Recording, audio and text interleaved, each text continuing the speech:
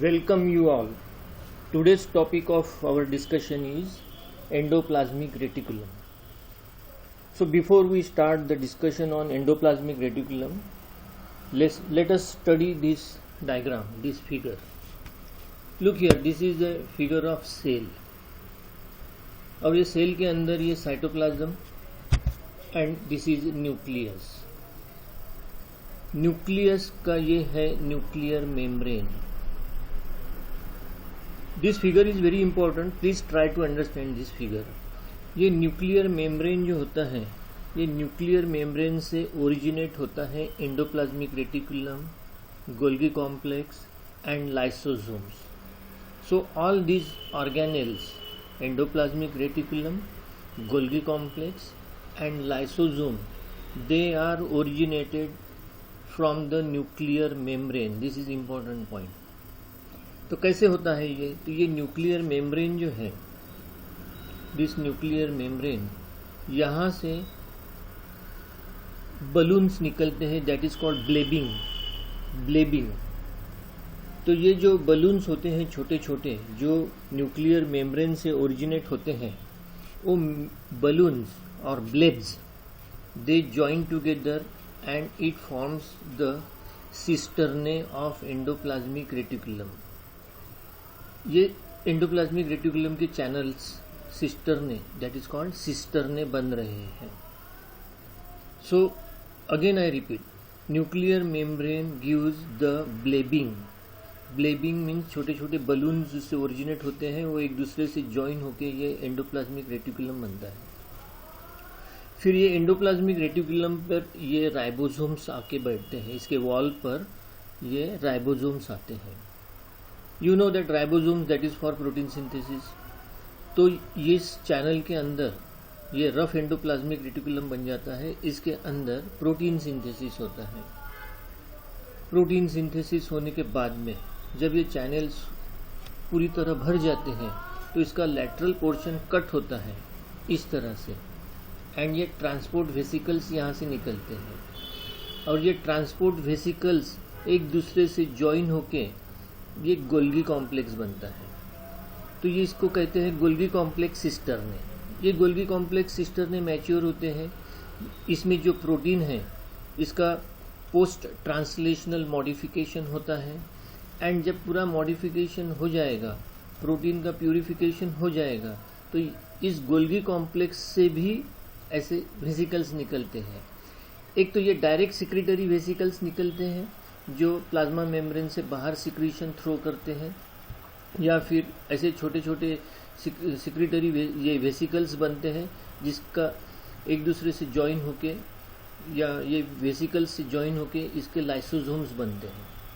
So these are all things we will discuss in future topics.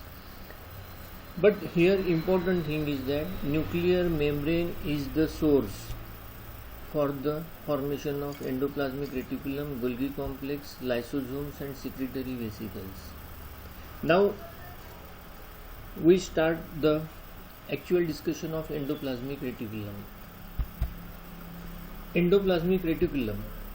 Occurrence of endoplasmic reticulum varies from cell to cell and it is not present in RBC.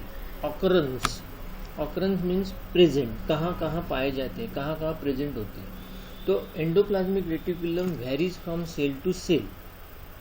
अब varies from cell to cell में different types के cells होते हैं हमारे body के अंदर. Fatty cells, liver cell, pancreatic cells, endocrine cell, बहुत सारे डिफरेंट सेल्स होते हैं. डिफरेंट फंक्शंस के लिए ऑर्गन सिस्टम होती है ना. तो एंडोप्लाज्मिक रेटिकुलम कम ज़्यादा होना, या फिर स्मूथ एंडोप्लाज्मिक या रफ एंडोप्लाज्मिक रेटिकुलम कहाँ पाए जाते हैं, that depend on cell to cell. But endoplasmic reticulum is not at all present in RBC. The cells which are actively engaged in protein synthesis contain rough endoplasmic reticulum such as pancreas, goblet cells, some endocrine cells. जो sales हमारे body के अंदर, जो sales और organ system, जो organ protein synthesis में ज़्यादातर engage होती है, उसमें रफ एंडोप्लाज्मिक रेटिकुलम होते हैं, जैसे पैंक्रियास, गोबलेट सेल्स, सब एंडोक्राइन सेल्स.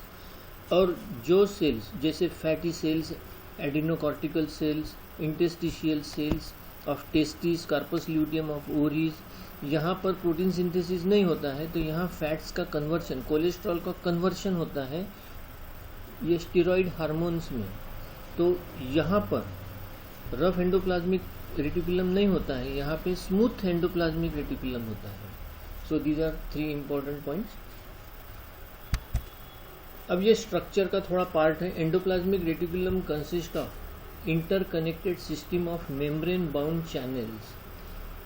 ये है endoplasmic reticulum and it is interconnected. Look here, this is interconnected membrane bound channel. जैसे प्लाज्मा मेम्ब्रेन होता है वैसे इसे भी मेम्ब्रेन होता है ये, and membrane structure is same as that of plasma membrane.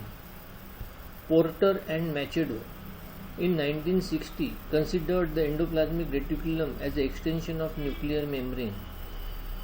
जैसे मैंने बताया था कि न्यूक्लियर मेम्ब्रेन से ही ये ओरिजिनेट होते हैं, तो ये पहली बार बताया था Porter and Machado. Endoplasmic reticulum contain 30 to 50% lipid, mainly phospholipid in the form of lecithin and cephalin. Plasma membrane ने हम देखा था कि प्लाज्मा मेम्ब्रेन के स्ट्रक्चर में ज़्यादातर लिपिड होता है, यहाँ पर भी एंडोप्लाज्मिक रेटिकुलम में 30 to 50% लिपिड होता है, that is a mainly phospholipid. Because membrane structure is same everywhere, plasma membrane रहे या कोई ऑर्गेनेल का मेम्ब्रेन रहे, membrane, plasma membrane, cell membrane, that is the same, structure wise it is the same. तो यहाँ पे मेनली लेसिथिन एंड सेफेलिन होता है। Endoplasmic reticulum membrane has 3 layered fluid mosaic unit membrane structure, same as that of plasma membrane. It is a membrane bound channel in cytoplasm, again same thing, membrane bound channel, and it is in the form of cisternae or these tubules or these vesicles। तो 3 प्रकार होते हैं इसमें, cisternae भी हो सकते हैं, मतलब लॉन्ग चैनल लाइक, tubules और vesicles। These cisternae are interconnected. They are long, flattened, sac-like, having diameter of 40 to 50 nanometer. They are arranged parallel in bundles or stacks. तो ये channels जो है that is called cisternae, इसका thickness है 40 to 50 nanometre, and एक के ऊपर ये stacks जैसे एक के ऊपर बंडल के टाइप में अरेंज रहते हैं।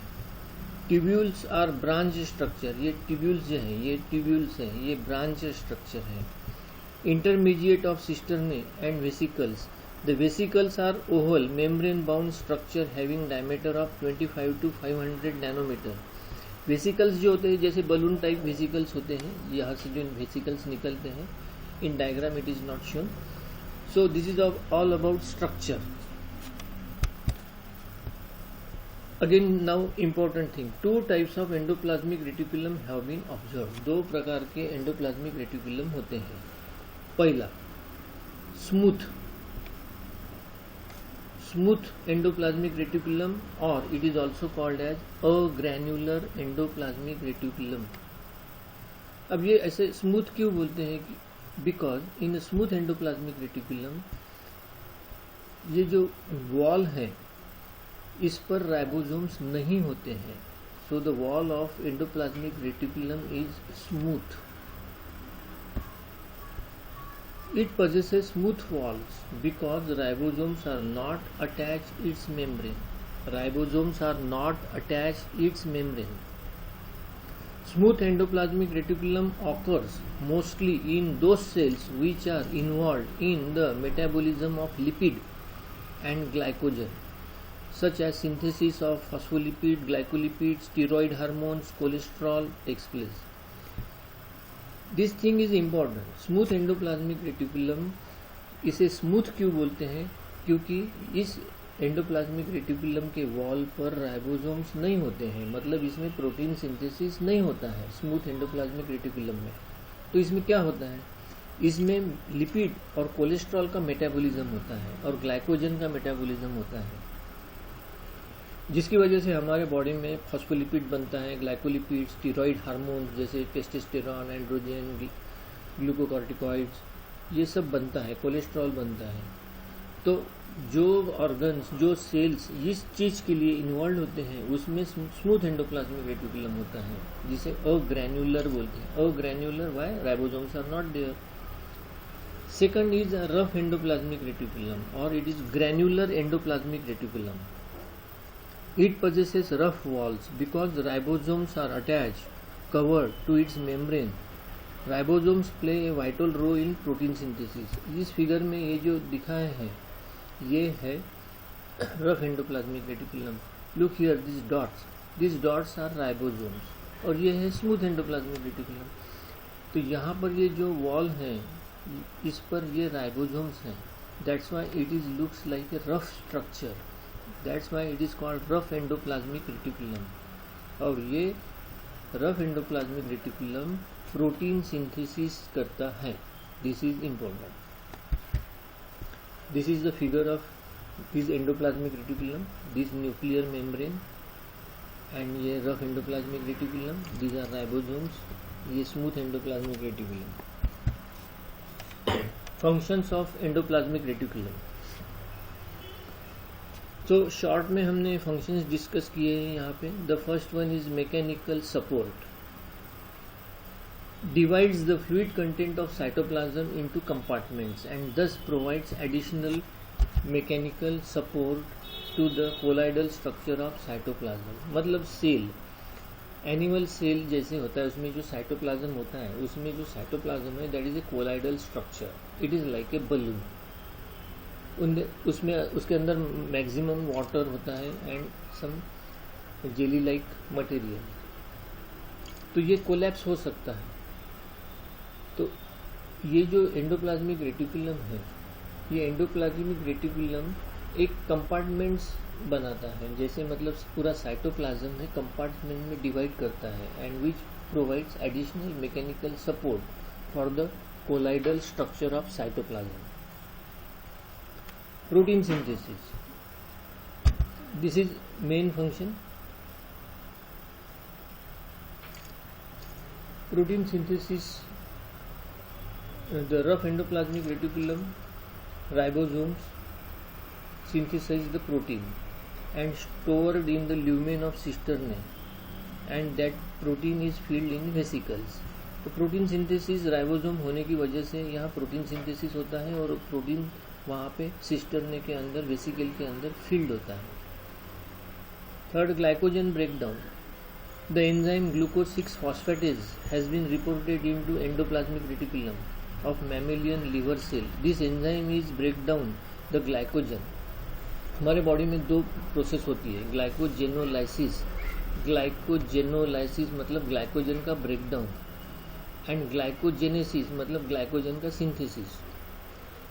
तो ग्लाइकोजन यहाँ पर क्या हो रहा है, ग्लाइकोजिनोलाइसिस मतलब ग्लाइकोजन का ब्रेकडाउन. जब ग्लूकोज की कमी होती है तो जो रिजर्व ग्लाइकोजन होता है उसका ब्रेकडाउन करते हैं और ब्लड का ग्लूकोज लेवल बढ़ाते हैं. So enzyme this is glucose 6 phosphatase is responsible for this and this enzyme is present in endoplasmic reticulum. So it is involved in glycogen breakdown. Synthesis of cholesterol and steroid hormone.